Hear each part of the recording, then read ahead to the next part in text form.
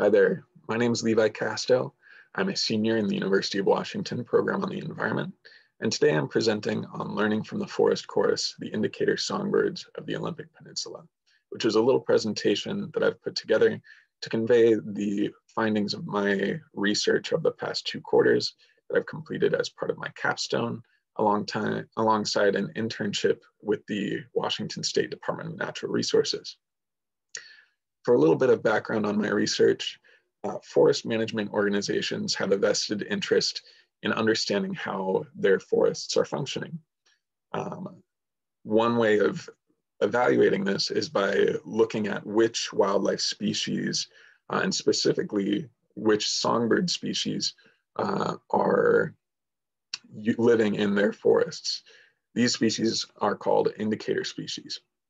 Historically, the way that this was done was by sending researchers out into the field, biologists out into the field, to look for and listen for these songbirds. However, recently, new technologies have been applied to this methodology. So now an emerging method of monitoring this wildlife is by putting out recording units that can record the sounds of the forest all day. And then researchers can just look at those recordings instead to determine which songbirds are there.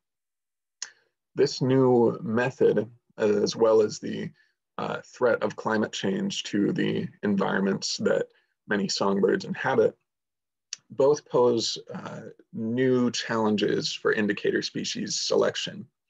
Because we want to evaluate our forests, we need to look at the birds.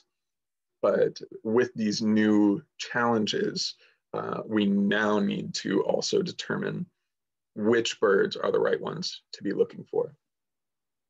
So my research question was, what criteria are most relevant for indicator species selection in studies using passive acoustic monitoring to assess the effects of climate change?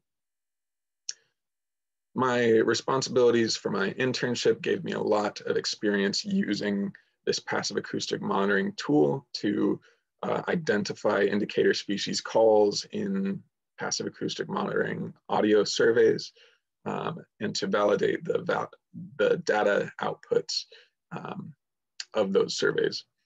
Alongside this as well, I also completed a literature review of many topics surrounding indicator species selection criteria and the climatic future of the Olympic Peninsula. As for my key findings, for climate change, the major issue is diversity when it comes to indicator species functionality against climate change.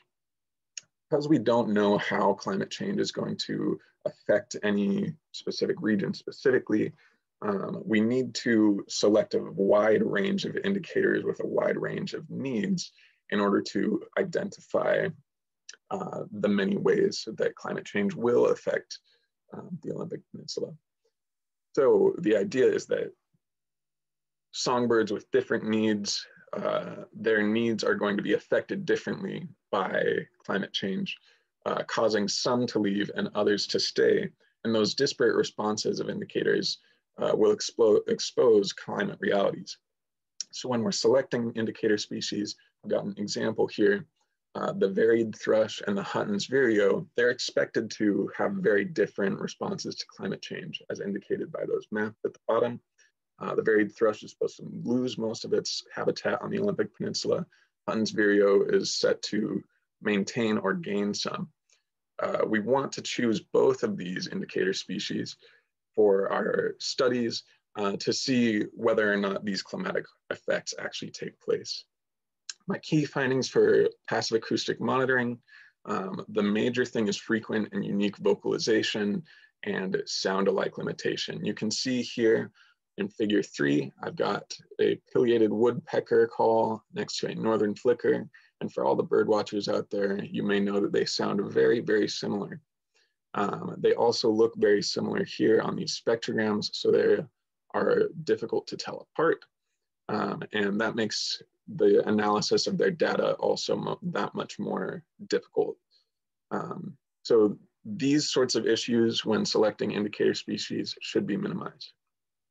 As for the implications of this research, forest research can be made more temporally resilient when selecting with climate change in mind, and more resource efficient when using passive acoustic monitoring. Researching and reevaluating indicator species selection can help these benefits be more prolific. Greater information about climate impacts can also be ascertained when using indicator species selected in anticipation of climate change. And the future challenges and opportunities in the field of forest research can be addressed with research of more indicator criteria as necessary. Before I finish, I'd like to thank my site supervisors and faculty advisor, the DNR staff that helped me in my job shadows, to my co-intern, Therese Cadis, to all of the program on the environment staff and faculty, to all of my supportive friends and family, and to my many, many bird watching partners. Thank you so much for listening.